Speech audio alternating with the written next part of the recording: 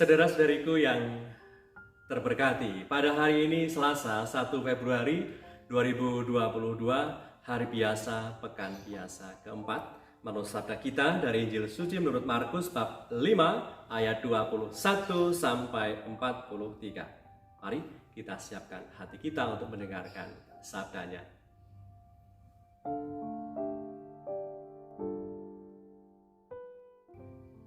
Sesudah Yesus menyeberang lagi dengan perahu, orang banyak berbondong-bondong datang lalu mengerumuni dia, sedang ia berada di tepi danau.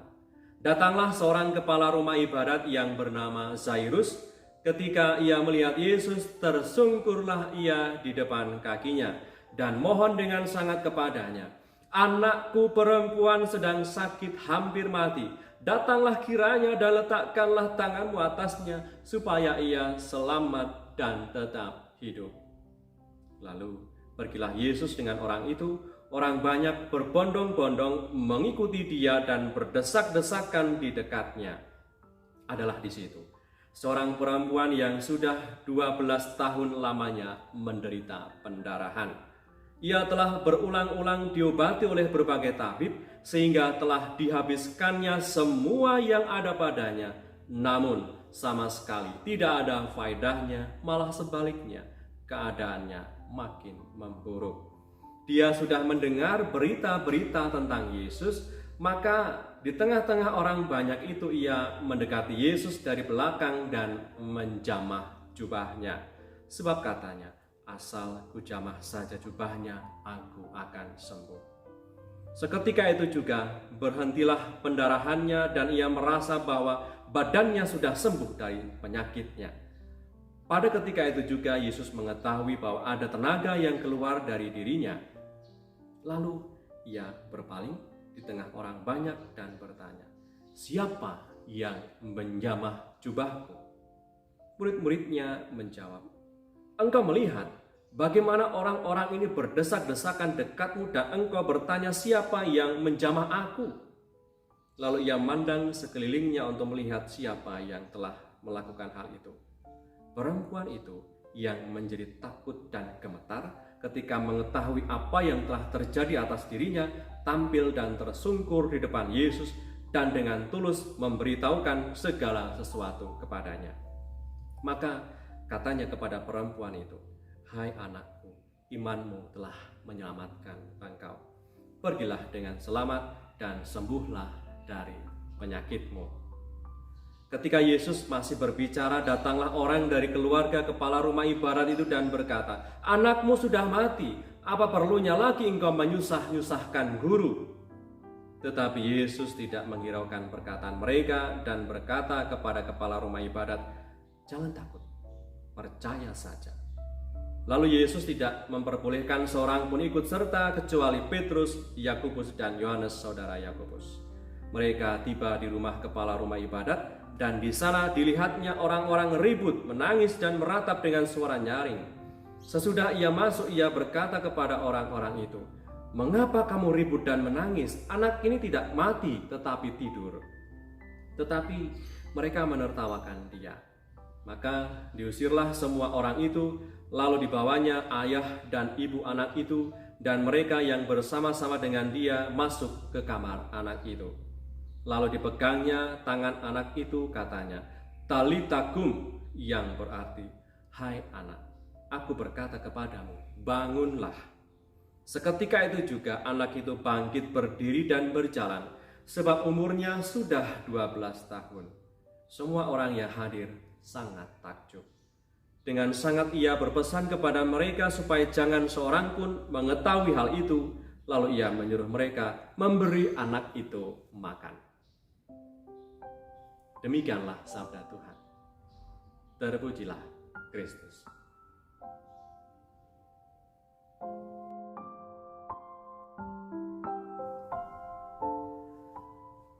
Saudara-saudariku yang terberkati, hadirnya Tuhan dimanapun ia berada menjadi seperti daya magnet bagi banyak orang. Banyak orang selalu ingin mendekat dan ingin menerima aliran berkat demi berkat dari Tuhan. Dalam sabda Tuhan yang kita dengar hari ini ada 2 kisah kesembuhan yang dilakukan oleh Tuhan. Yesus Tuhan melakukan penyembuhan kepada anak perempuan dari kepala rumah ibadat dan juga kepada seorang perempuan yang sudah 12 tahun sakit pendarahan.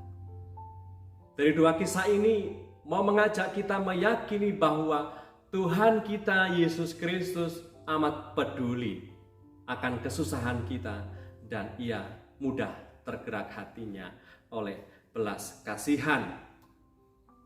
Iman kita juga ingin belajar dari iman mereka, iman kepala rumah ibadat itu, dan juga iman yang ditunjukkan oleh seorang perempuan yang sakit pendarahan 12 tahun lamanya tadi. Iman mereka dinyatakan pertama tadi seperti dinyatakan oleh perempuan yang sakit pendarahan ini. Asal ku jamah saja jumbai jubahnya, maka saya akan sembuh. Inilah iman, kepercayaan dari perempuan yang sakit sedemikian lama. 12 tahun ia menderita. Ia sudah menghabiskan harta miliknya untuk mendapatkan kesembuhan itu, tapi toh tidak kunjung sembuh, tetapi makin semakin parah keadaannya. Dan ketika Tuhan Yesus hadir, baginya Tuhan Yesus adalah harapan satu-satunya. Maka imannya muncul, asal ku jamah saja jumbai jubahnya maka aku akan sembuh, dan ia mendapatkan apa yang ia imani, ia sembuh dari sakitnya. Dan juga ketika kepala rumah ibadat meminta sesuatu kepada Tuhan, ia pun juga menunjukkan imannya. Imannya dinyatakan ketika tadi dikatakan kepada kita, anakku perempuan sedang sakit hampir mati. Datanglah kiranya dan letakkanlah tanganmu atasnya supaya ia selamat dan tetap hidup. Inilah iman dari kepala rumah ibadat itu. Dan ketika kepala rumah ibadat itu mendengar bahwa ketika sedang dalam perjalanan mendapat kabar bahwa anaknya sudah mati, Tuhan Yesus menumbuhkan kembali keputusasaan Zairus tadi. Ia sempat beriman, lalu ketika mendengar kabar bahwa anaknya sudah mati, ketika Yesus masih ada dalam perjalanan menuju rumahnya, tentu ia merasa putus asa, ia merasa kecewa. Tetapi Tuhan meneguhkannya dengan mengatakan, tenang, percaya saja. Dan kepercayaan itu mendapatkan hasilnya, di mana anak perempuan dari kepala rumah ibadat itu pun dibangkitkan oleh Tuhan. Saudara-saudariku yang terberkati, lewat 2 kisah mujizat ini kita diajak untuk percaya bahwa belas kasih dan kemurahan Tuhan selalu nyata untuk kita semua. Hati Tuhan yang berbelas kasih menggerakkannya untuk segera hadir dan menghibur mereka yang membutuhkan. Satu keyakinan kita dari 2 mujizat sekaligus yang dibuat Tuhan hari ini, di mana ia menyembuhkan seorang perempuan yang sakit pendarahan dan membangkitkan anak perempuan Zairus yang sudah mati. Ia selalu peduli dan hatinya mudah tergerak untuk berbuat sesuatu ketika melihat penderitaan dan kesusahan kita.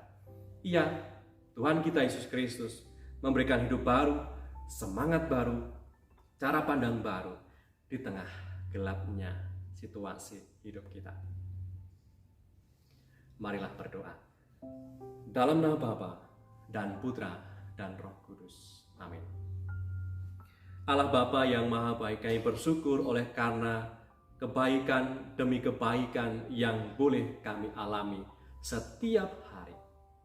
Ragam macam kebaikan yang boleh kami alami semakin menumbuhkan kepercayaan kami bahwa Engkau adalah Allah yang peduli, bahwa Engkau Allah yang penuh kasih.